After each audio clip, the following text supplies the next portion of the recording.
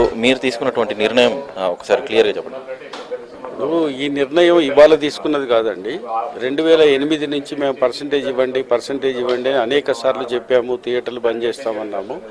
మార్కెట్లో ప్రచారం ఏముందంటే పెద్ద సినిమాకు, కానీ అది తప్పండి. పెద్ద సినిమాకు మనం ఎగనిస్ట్ కాదు. ఒక కట్ ఆఫ్ డేట్ పెట్టుకున్నాం మేము. ఈ సినిమా మా దురదృష్టవశాత్తు కట్ ఆఫ్ డేట్ దాటిపోయింది కాబట్టి మేము చేయమంటున్నాం. అయితే ఆ సినిమా మీద మాకే వివక్ష లేదు, అయినా దాన్ని మేము వేస్తామన్నాం. కానీ ఒక చిన్న కండిషన్ ఏం పెట్టామంటే, ఆ సినిమా మేము వేస్తాం, మనం ఒక పద్ధతిగా పెద్దలు నిర్ణయించినట్టు చేస్తాం. కానీ మీరు చేయాల్సింది ఏమిటి అంటే సింపుల్, మాకు ఒక లెటర్ ఇవ్వండి. ఏమిటది? మేము ఈ సినిమా ఈ రకంగా రిలీజ్ చేస్తున్నాం, నెక్స్ట్ వచ్చే ప్రతి సినిమా మనం పర్సంటేజ్ చేస్తాం అని ఒక లెటర్ ఇవ్వమని అడుగుతున్నాం. ఆ లెటర్ ఇదిగో ఇస్తాము, అదిగో ఇస్తామని ఇవ్వడం లేదు. కమిటీ వేశారు, ఆ కమిటీ నడుస్తూ ఉంది.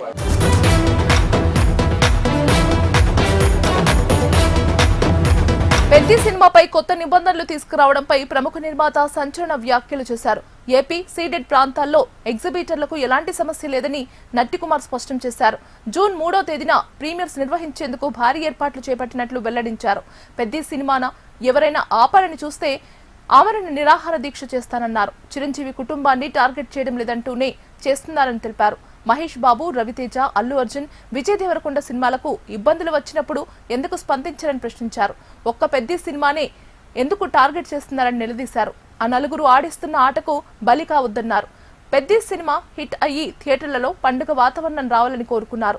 పెద్ద సినిమాను ఆపాలనుకోవడం చాలా తప్పన్నారు. మొత్తానికి టాలీవుడ్ లో పెద్ద సినిమా హాట్ టాపిక్ గా మారింది. Please request accepted and chamber of Telugu film chamber of commerce ని మీరు యాక్సెప్ట్ చేస్తారా లేదా మంగళవారం నైట్ దాకా డిసిషన్ తీసుకుంటారా? తీసుకోకపోతే బుధవారం 10 గంటలకు తెలుగు ఫిల్మ్ ఛాంబర్లో ఆమరణ నిరాహార దీక్ష కూర్చుంటాం. మీరు చిరంజీవి గారి ఫ్యామిలీని టార్గెట్ చేస్తూ ఉంటే మాత్రం ఏ రూపానైనా చెయ్యట్లేదు మేము చెయ్యట్లేదు అంటూనే చేస్తూనే ఉన్నారు. చేస్తున్న వాళ్ళు ఎవరో మాకు తెలుసు.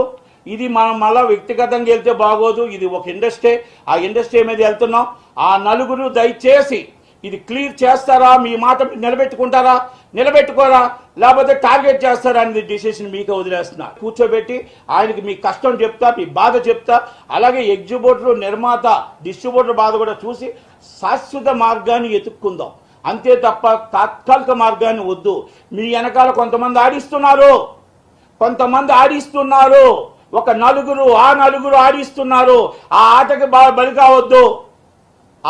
బలి కావద్దు. మీకు ఒక్కటే మీకు అందరికీ రిక్వెస్ట్ చేస్తున్నా, మనందరం కలిసి అన్నదమ్ముళ్ళ ఉందాం. మనందరం కలిపి ఈరోజు మనకి 5 నెలల నుంచి రెంట్లు లేవు.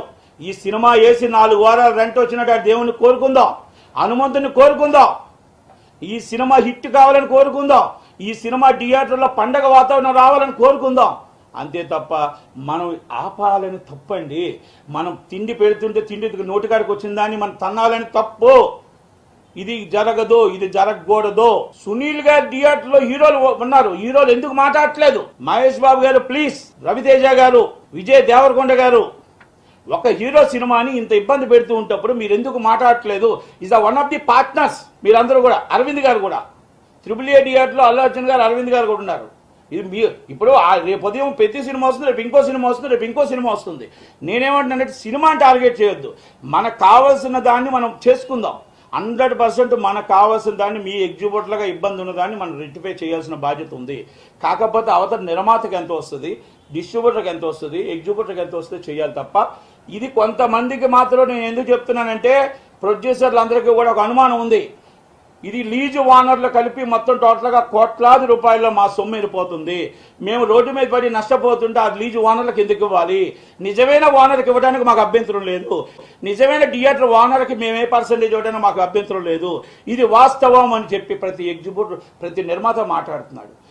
ఆ మాటని నివృత్తి చేద్దాం. ప్రీమియర్ షోకి 25,000 A class, 10,000 B class, C class 5,000 excess ఇవ్వడానికి ఓకే చేశారు.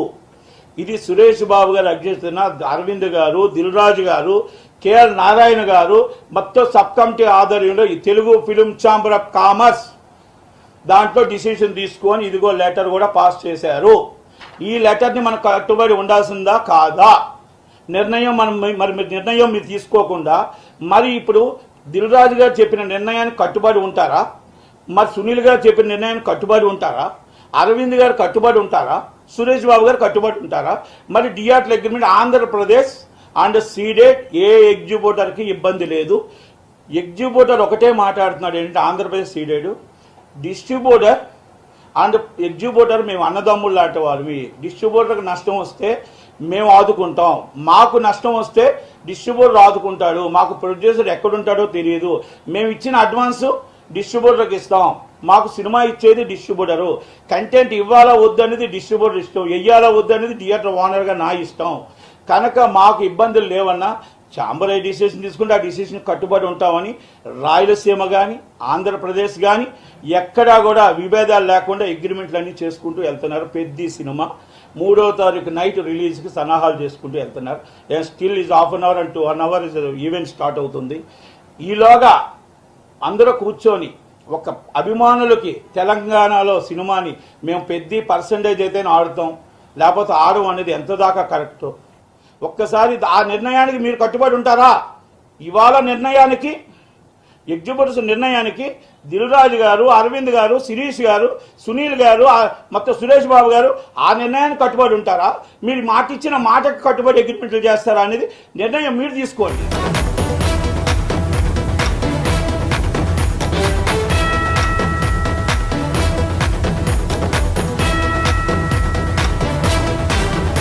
కమిటీలో మేము అనుకున్నది ఏమిటి అంటే పర్సంటేజ్ విధానం ఇది ఈ రకంగా చేయండి అని చెప్పాము. దానివల్ల ఏం రెంటార్ పర్సంటేజ్లో డిఫరెన్స్ రాదు అని చెప్పాము.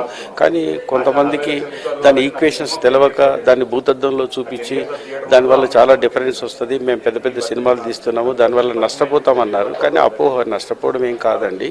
సినిమా బాగుంటే పర్సంటేజ్లో రన్ వస్తుంది, మీకు డబ్బులు వస్తాయి, మాకు డబ్బులు వస్తాయి. ఇప్పుడు మేము మిమ్మల్ని ఏమీ యాచించడం లేదు కదా, మా థియేటర్లో ప్రదర్శిస్తున్నాం కదా.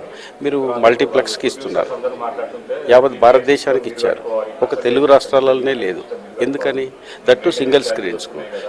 మీరు మల్టీప్లెక్స్లో ఇవ్వచ్చు కానీ సింగిల్ స్క్రీన్స్ ఏం పాపం చేసినాయి? మేము కేవలం మల్టీప్లెక్స్లో అన్ని రకాల వ్యాపారాల కోసం వాళ్ళు పెట్టుకొని మల్టీప్లెక్స్ పెట్టుకొని అమోఘమైన రేట్లు పెట్టారు. సింగిల్ స్క్రీన్లో కేవలం మీరు తీసే సినిమా కోసమే, మీ సినిమా కోసమే వారం రోజులు పోస్టర్ వేసినప్పటి నుంచి, పోస్టర్ వచ్చినప్పటి నుంచి ఎదురు చూసుకుంటూ కూర్చున్నాం. అది ఆడినా ఆడకపోయినా వారం వరకు మేము నిలబడాలి. మరి ఈ వారం వరకు మా పరిస్థితి ఏమిటి? అలా మల్టీప్లెక్స్ లేరే, సినిమా బాగలేదంటే పక్కకు పడేసి ఇంకో సినిమా వేసుకుంటున్నారు. మరి మాకు ఆ ఛాన్స్ లేదు కదా. మేమేం అడుగుతున్నాం సింపుల్గా, అనేకమైన థియేటర్లు బంద్ అయిపోయినాయి, అనేకమైన థియేటర్లు వర్కౌట్ కాక థియేటర్లు మూసుకునే పరిస్థితి వచ్చింది సింగిల్ స్క్రీన్. ఇవాళ ఏ ఫంక్షన్ హాల్కి ఇచ్చినా కూడా డబ్బులు వస్తాయి. మరి ఏ ఫంక్షన్ హాల్కి ఇవ్వకుండా, దేనికి ఇవ్వకుండా కేవలం మీకోసమే మేము చేస్తున్నప్పుడు మాకు వచ్చేదాన్ని మేము అడుగుతున్నాం.